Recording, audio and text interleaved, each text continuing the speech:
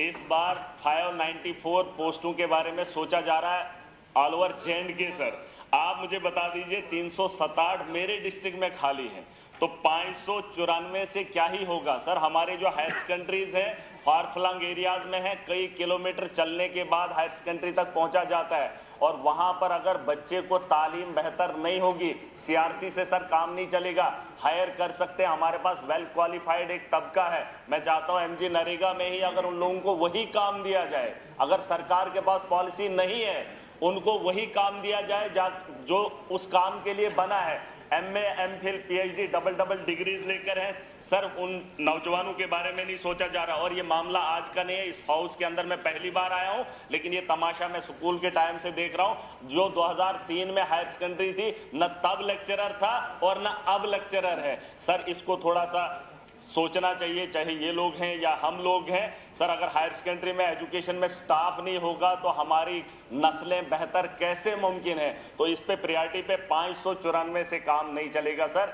मेरा ही 367 का आंकड़ा है, तो बताओ मेरे डिस्ट्रिक्ट में 367 कैसे फिल किया जा सकता है सर। ये कोई जवाब नहीं। और ये मैं बता रहा हूँ 2003 से, मैं जब स्टूडेंट खुद रहा हूँ 2003 से सर मामला देख रहा हूँ। इस पे थोड़ा सा हाउस को सोचना पड़ेगा, क्योंकि नौजवानों की नस्लों के बारे में, बेहतरी के बारे में हमें बदलाव लाना है। और सर दूसरा है इसमें, पूछो आपने सवाल, जवाब सुनो ना, जवाब सुनो सर। एक जो ऑनरेबल मेंबर साहब ने सवाल पूछा था कि वैकेंसीज़ के बारे में, उसके बारे में हमने जवाब दे दिया है। लेकिन इसके अलावा जो 140 जो हैं वो CRCs के ज़रिए जो हैं उनको लिया गया है, ताकि जो टीचिंग सब्जेक्ट्स वहाँ पे होते हैं उनको पढ़ाया जाए।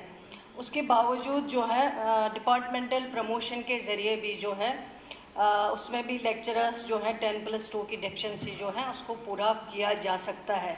उसके अलावा जो ऑनरेबल MLA साहब 594 पोस्ट्स की बात कर रहे हैं, ये 3 साल से कहाँ सुन रहे हैं, जब से पढ़ रहे हैं। ये तो जब ये सरकार बनी उमर अब्दुल्ला साहब की क़ियादत में, उसके बाद ये पोस्ट जो है, जब हमने शुरू किया था एजुकेशन डिपार्टमेंट संभाला था, उसके बाद ये 594 पोस्ट जो है सर्विस सिलेक्शन बोर्ड को रेफ़र किए गए हैं।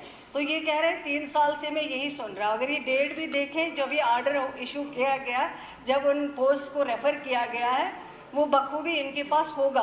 कमी तो है, मैं मानती हूँ कि कमी है, लेकिन ये कमी जो है इसको टाइम लगेगा जो है पूरा करने में। हम भी चाहते हैं कि availability of teachers, lecturers, professors, assistant professors जो हैं वो होनी चाहिए, क्योंकि जब आपके पास डिपार्टमेंट होगा, एजुकेशन जो है इंस्टीट्यूशंस होंगे, लेकिन उनमें टीचर नहीं होगा, उनमें प्रोफेसर नहीं होगा, उनमें असिस्टेंट प्रोफेसर नहीं होगा, फिर उन इदारों का कोई मायने नहीं है, कोई मतलब नहीं है। मैं खुद मानती हूँ इस चीज़ को। लेकिन अब जो है जो 10 साल में रिक्रूटमेंट नहीं की गई हैं, जैसे वैकेंसीज आती गई, रिटायर हो गए लोग, SRO केसेस नहीं लग पाए इतने बरसों में, तो अब ये 3 महीनों में या 4 महीनों में कमी पूरी तो नहीं होगी, इसमें टाइम लगेगा पूरा होने में। और कब पूरी होती है, जितना पॉसिबल होगा, जो डिपार्टमेंट के हाथ में है।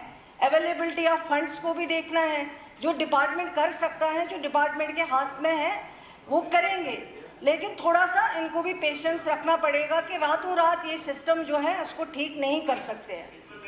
दूसरा क्वेश्चन था, मैम ने कहा कि प्रमोट करेंगे, लेक्चरर बनाएंगे। सर वो जो नीचे वाला तबका होगा फिर हाई स्कूल का, तो वहाँ खाली रह जाएगी, तो वो पोस्टें फिल नहीं कर पाएंगे। उसके लिए मैंने दूसरा सवाल इनको पूछा था कि जो कॉन्ट्रेक्चुअल बेसिस पे हमारे लेक्चरर्स पिछले 10 साल से 15 साल से छोटे से अमाउंट में काम कर रहे हैं, मैं चाहता हूँ सरकार का ध्यान रहे, उसी तर्ज पे जो है अगर और पोस्टें निकाली जाए और टाइम टू टाइम उन्हें जो है 10, 15, 20, 25 हज़ार में जो एक लेक्चरर हमारा काम कर रहा है, क्योंकि उसके पास कोई काम ही नहीं है, वो अगर हमारे बच्चों को पढ़ा रहा है, तो मुझे नहीं लगता है कि सरकार के पास इतना बड़ा बोझ पड़ जाएगा कि वो उन लोगों को जो है वहाँ पे अपॉइंट नहीं किया जाएगा। सर उसमें क्या है कि वो जो वहाँ पर जब मतलब सेशन आता है तो सेशन से पहले ही उनको जो है निकाल देते हैं। वो भी सर पढ़ा लिखा तबका है, उनके बारे में सोचना चाहिए। कंटिन्यू रख लीजिए ना, 20-25 हज़ार में आपको लेक्चरर मिल रहा है सर, इतना सस्ता देश के अंदर क्या दुनिया के अंदर कहीं पे भी नहीं है कॉन्ट्रेक्चुअल लेक्चरर जो हमारा यहाँ जम्मू कश्मीर के अंदर। मैं चाहता हूँ मैडम साहिबा को ये बताना चाहूँगा कि उन लोगों को जो है कंटिन्यू रखा जाए, ताकि 15-15 साल से वो सर्व कर रहे हैं, वो पढ़ा रहे हैं हमारे बच्चों को सर, उनको नहीं, उनको आगे आपकी बात आ गई। आपकी बात उन्होंने सुन ली। केवल लेक्चरर्स की बात करते हैं, ये खुद जहाँ जहाँ ज़रूरत होती है वहाँ वहाँ एडवर्टाइजमेंट निकाला जाता है जिस सब्जेक्ट के लिए ज़रूरत हो, और एडवर्टाइज जब आते हैं उसमें फॉर्म आ जाते हैं, जो भी उसके लिए क्वालिफाई करता होगा वो फॉर्म वहाँ पे भरते हैं। फॉर्म भरने के बाद जो भी वहाँ पे कमेटी होती है, सिलेक्शन कमेटी, उनको जो भी लगता है उस एडवर्टाइजमेंट के दौरान उनको लिया जाता है उसमें। लेकिन अब 15 साल या 8 साल या 1 साल के लिए जो वहाँ डिसाइड करते हैं कि कितने देर में इनको रखना है, और जब री एडवर्टाइज हो जाता है, जो टाइम दिया जाता है इसमें, जब री एडवर्टाइजमेंट हो जाता है 1 साल के बाद या 2 साल के बाद, उनको भी उसमें मौका दिया जाता है ताकि वो फिर से अप्लाई करें। अगर उनको फिर से एज पर मेरिट जो है फिर से अगर उनको कंसिडर किया जा सकता है, और उनके लिए कुछ जो है परसेंट इसका भी रखा जाता है कि एक्सपीरियंस इनका है, इन्होंने इतने देर काम किया है, इनकी क्वालिफिकेशन ये है, वो वहाँ पे देखा जाता है, उसको भी कंसिडर किया जाता है। चलिए कोई बात नहीं। अच्छा, तशरीफ रखिए, आप तशरीफ रखिए।